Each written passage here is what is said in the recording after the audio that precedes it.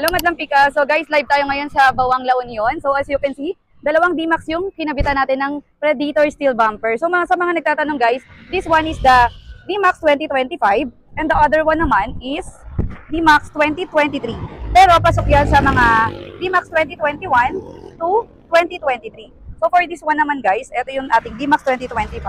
I-check natin yung pinaka-ilaw niya. So ito yung pinaka-front niya guys. So, again, we're located po sa Piñan, Laguna, Quezon City, Bawang La Union, and sa Bican.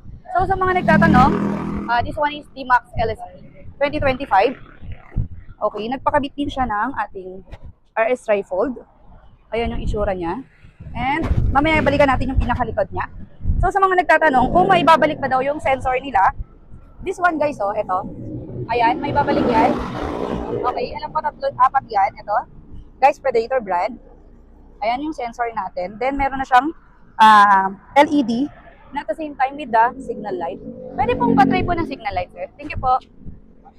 Yes, sir. Ayun, so guys, assist tayo ni client. No? So, hazard yan. And this one naman, may paglap yan, guys. Isang set na yan. This one is D-Max 2023. So, tingnan naman natin, sir, sa likod. Sis lang po. So, guys, ayan, oh, hazard yan. Ayan, may ilaw na din siya. This one is the steel bumper. So, set yung kinuha ni sir. Ayan, Predator brand po yan. So, meron din yung sensor, ibabalik naman din natin yan. Okay. So, sir, pwede ba namin kayong matanong, sir, kung ano po yung sasabi niyo, sir, sa ating Predator brand po? Voice over lang po siya. Okay naman, tingin ko maganda naman. Maganda ang fit. Opo. Wala kundi ang mga pira dito. Hindi siya mga sir, no, nakabukap. Opo. So, sir, may konti lang po, opo. So, sir, yung sa inyo, sir, is D-Max 2023, sir, no? Tama po. 2022, oh. Yan, guys, 2022 yung kay sir. So, ang good thing dyan, sir, meron na siyang DRL set. Tapos, nakita mo, sir, iba yung ano niya, di ba? May halo siya. So, sir, marirecommend mo ba siya sa mga pick-up owners natin na D-Max? Okay. So, sir, thank you, sir, Salamat po sa pag-aantay.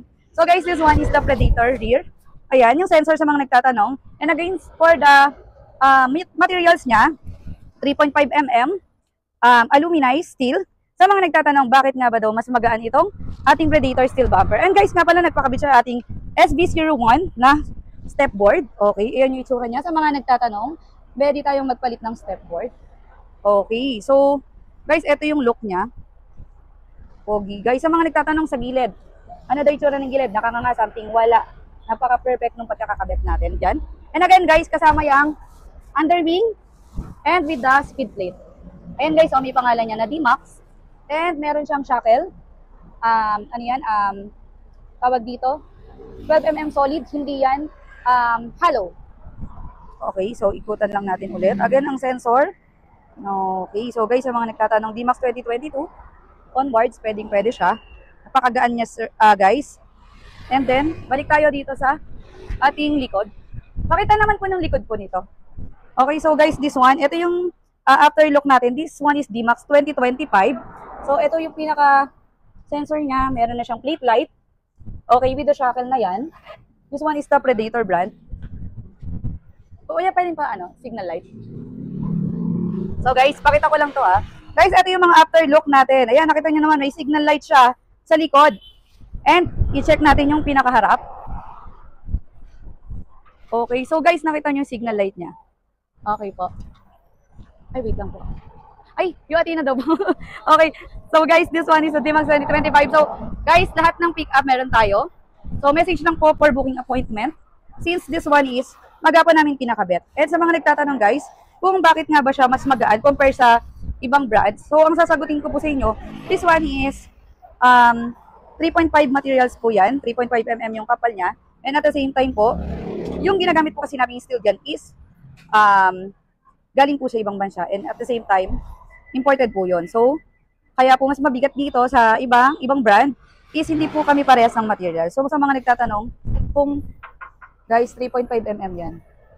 Ito yung kapal niya and available po yan sa lahat ng branch natin, which is sa 4 na branches sa Quezon City, Laguna, Bigan, tsaka dito sa Bawang La Union. Okay guys, again dalawa yung kinabitan natin na D-Max. Yung isa 2025, this one is 2025, and yung isa is the 2023. Thank you sir Salamat po! So guys, ayun, pauwi na rin din sila sir. Galing silang Pangasinan. So, I mean Baguio. Pauwi na kayong Baguio, sir, no? Ingat, mama. Salamat po. So guys, again, pwede po kayo magpabook sa amin appointment. Tawag lang po sila, sir, in case. Ingat po! So guys, this one. Thank you po.